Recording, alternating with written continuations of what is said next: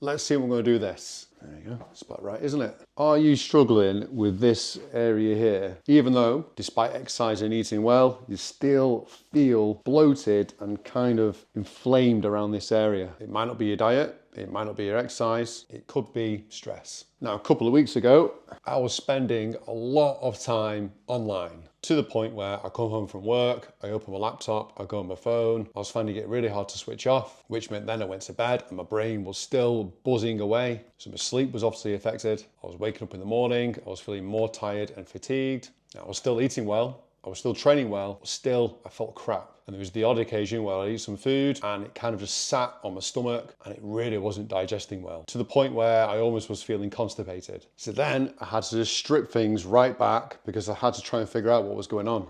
And my issue was, it was chronic stress that I wasn't even aware of at the time. So what I had to do is just learn to switch off as soon as I come through the door, spend quality time with my family and actually relax. I took a complete break from social media. I didn't even open the apps. A whole 7 days, didn't touch it. And then by the weekend, my head was clear, I had more energy, my sleep was better, and I spent less time buzzing away up here. So what I need to do in the future is just basically learn to manage my screen time better. Now, when we're under stress, our body releases cortisol. Now, cortisol is a stress hormone. We need it to survive, and it helps us to deal with short-term threats. But when stress is chronic, cortisol levels, they stay elevated. And sometimes you're not even aware of it because they can just tick, tick, tick, tick, tick, ticking away in the background. Over a long period of time, they can actually cause a lot of issues. Chronic stress can increase your appetite, and sometimes you're not even aware of it. You'll crave high fat, high sugary foods, definitely affects digestion. You'll feel inflammation around your gut area,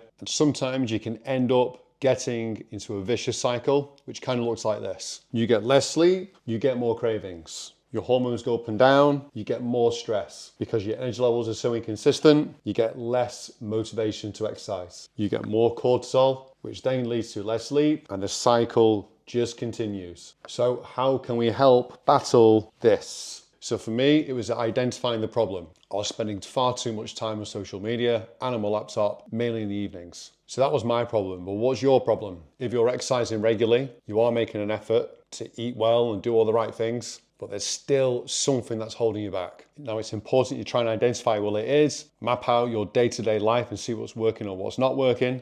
Try looking into your habits and make your best effort to work on it. Because down the line, if that stress is still ticking away in the background, long term, it's not going to be good for you, is it? But if I was to focus on one thing that I know would help me feel better through the day, it'll probably be my sleep. So there we go, stress less,